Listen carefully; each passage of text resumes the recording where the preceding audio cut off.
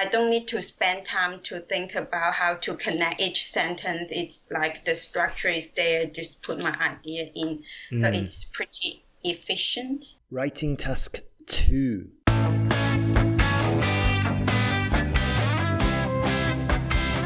You are now listening to the IELTS podcast. Learn from tutors and ex-examiners who are masters of IELTS preparation. Your host, Ben Worthington. How to plan your essay and how to end My Mind Goes Blank. We all know that feeling. We see a question and it's like, what? I don't know anything about the jail population and the death penalty. I don't know anything about urban planning and public transportation. This is so common. And let me just give you a background as to why it's so common. Before we do that, though, let me just explain who I am. My name's Ben Worthington. I'm from the north of England, near Manchester. I've lived out of the UK for the last 20 years, but I recently came back for family reasons. And while I was abroad, I learnt a foreign language, so I know what you guys are going through. I attended a foreign university, so I also know what it's like. And I became an English tutor. I was looking for work. There was a lot of demand for English teaching. I quickly realized I just love it. And I quickly realized the best students, the most ambitious, the most enthusiastic, the smartest students are the ones preparing for IELTS. However, when I started teaching students for IELTS, I didn't have a clue what I was doing.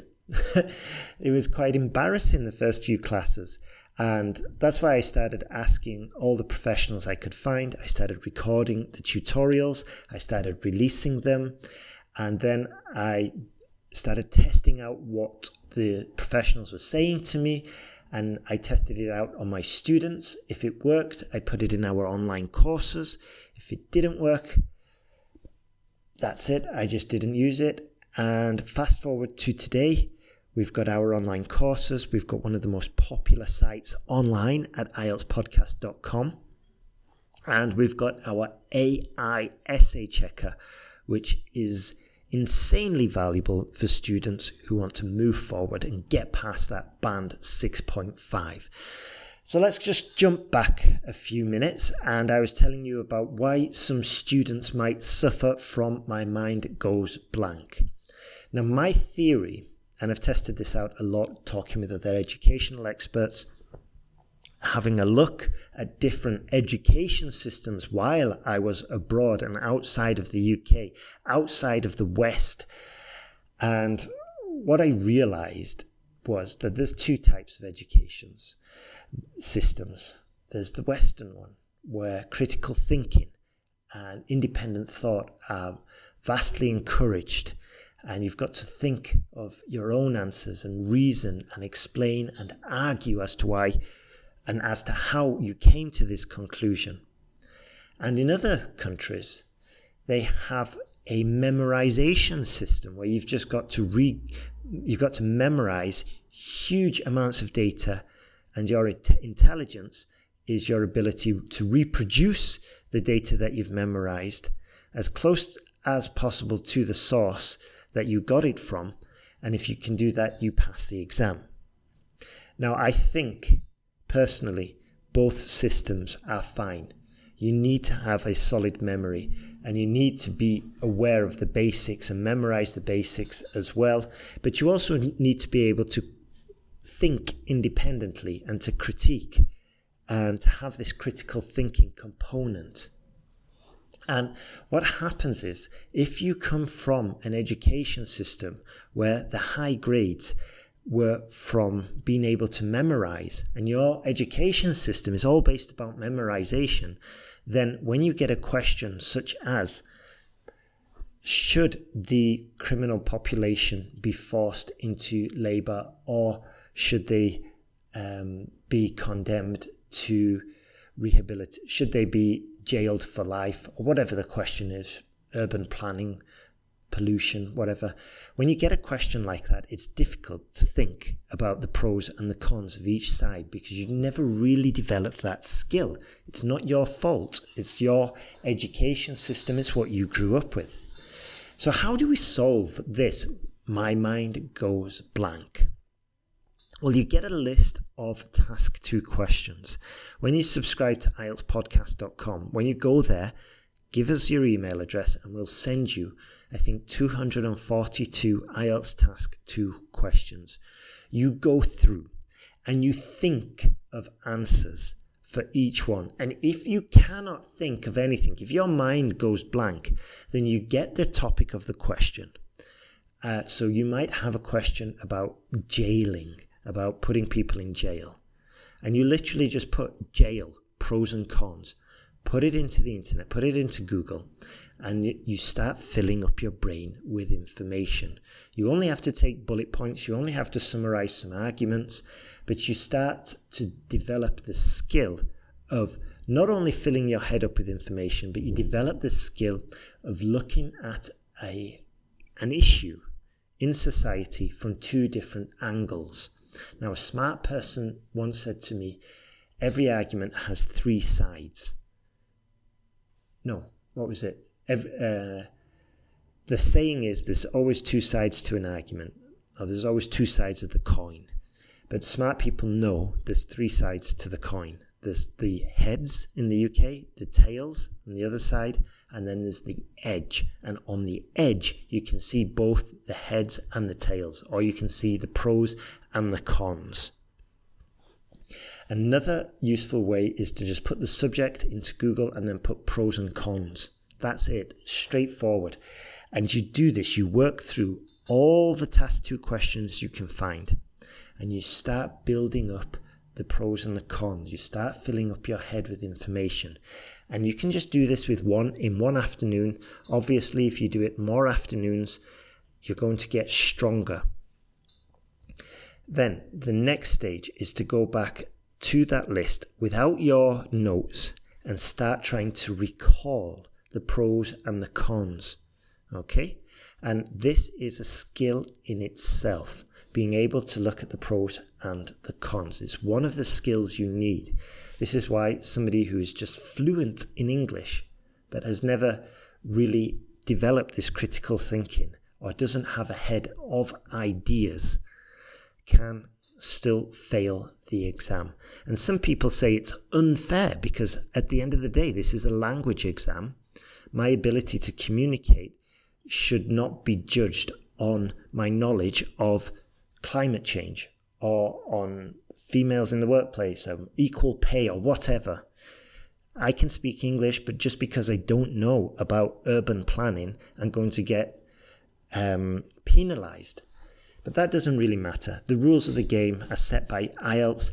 One argument is that they want you to start filling your head with ideas because IELTS is used for acceptance into universities in the West. And when you are in a university, you're going to need these skills anyway. So we kind of kill 2 birds with 1 stone, as the saying goes. From a university's point of view, they're going to get a student who can think and is competent with their English. Anyway, that's step 1. Now, if you're a student who just gets an explosion of ideas, then what I'm going to share with you next will be incredibly valuable. So when you see your question, you need to start brainstorming it. I saw one tutor who said you should never brainstorm. What an idiot. What an idiot. You should absolutely brainstorm. You need to think of your ideas. You need to evaluate your ideas. You're not going for the quality ideas. You're going for the ideas that are easiest to communicate. Now, brainstorming takes time. So when it comes to task 2 on exam day, you don't want to spend 5-10 minutes brainstorming. You want to have developed this skill already and at least spend 2 minutes. And I still recommend you spend at least 2 minutes on this because you need to pick your best idea. And as I said before, the criteria for picking your idea should be the easiest one to communicate. That's it. We're going back to the language exam. Communication. So we've got the IELTS Task 2 in front of us. We know what to say because we've filled up our head with our ideas from the question list you get from IELTSPodcast.com. Or you know how to organize your ideas now because you've brainstormed and you've evaluated and you're sticking to the couple of ideas for each body paragraph. Next step, you drop them into a framework. On our course, on our Writing Task 2 course, we have frameworks. We have Band 9 frameworks for you to drop your ideas into. And it becomes incredibly straightforward once you've got that framework. The next step is to get used to using the framework until it becomes automatic. And to be fair, all of the skills I've mentioned, generating, seeing a question, categorizing the question, generating ideas for each body paragraph, selecting the best ideas, dropping them into a framework. When you do this enough times, when you've done this maybe 10 times minimum, it starts to become automatic. When it becomes automatic, then you're ready to do the exam. But there's also one more stage. You need to check your essay for errors. This is why our site, this is why we offer the AI Essay Checker. You can use it completely for free. It's going to tell you the errors that you get. You work on those errors and then you submit another essay. It's relatively straightforward. If you want to improve faster, then I strongly recommend you upgrade. You get the premium version. It measures more data points, gives you more accurate feedback, and you can just improve a lot faster because you've got more information at your hands now. You've got more areas to work on, and you increase the chances of getting that Band 7, 8 or 9. The other beautiful thing about the AI Essay Checker is that you can just work on an introduction. That's it. And just keep working on that introduction until you get it perfect. Then you move on to the body paragraph. Work on that. And get feedback, modify it, get feedback, modify it, and get into one of those feedback loops. If you're working with a human essay corrector, which is a service we also offer with our ex-IELTS examiners, the process is a little bit slower. You send in your essay, we give a review, we send it back, but the whole process takes about 24 hours. The beauty of using the online checker is that you can, dedicate a very productive couple of hours, one Saturday afternoon, Tuesday morning, whatever, just to working on maybe your introductions, maybe your sentence structures, maybe your use of modal verbs, maybe your use of conditionals. Whichever you choose, you can just work on that area, get it perfect, and move on to the next point. That's the beauty of using tools rather than information on your path to Band 7, 8 or 9. Now, another tool you can use is byhumanenglishtutor.com. You can use this just to chat, spoken chat with the chatbot we've got plugged in there. We're using my voice. I cloned my own voice. Doesn't sound that much like me at the moment. Some people do say, oh, that's your voice. Others say, what? Anyway, that's another tool you can use to improve quickly. It's not working so good on mobile, but on laptops and desktops, it's pretty efficient. So back to writing task 2. We look at the question. We generate ideas. When we're practicing at home, we brainstorm for as long as we need to. And we get the skill of brainstorming, of generating ideas. Then we move on to evaluating those ideas. And then we pop them into a framework.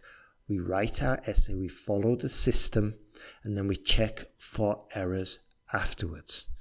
Now, as I said, the beauty of the essay check is that we can just go backwards and forwards, reviewing our essay, submitting it, trying another idea, trying another sentence structure, submit it. How does that impact our final score? And that's how we move forward. Incidentally, when you do sign up to IELTS Podcast, you will get all of these questions. You'll get also some sample essays, and you'll get lots of advice on how to improve your essays, little nuggets of gold that'll just make the whole process smoother and far less painful. So if you are struggling, come to IELTS Podcast. We can help you. We can help you move forward. I don't have much else to say on the topic except if you could share this tutorial, if you got some value from it, please share it with your friends. But the best thing you could do is sign up and, just put some practice in, use the materials we're offering, and you'll see a big improvement, and just move forward. You've learnt your own language. You're probably very proficient in English already. If you're understanding me, my deranged semi-northern accent, the next step is to get that band 7, and that's what we're here to do. So good luck, keep moving forward, and have a super exam day.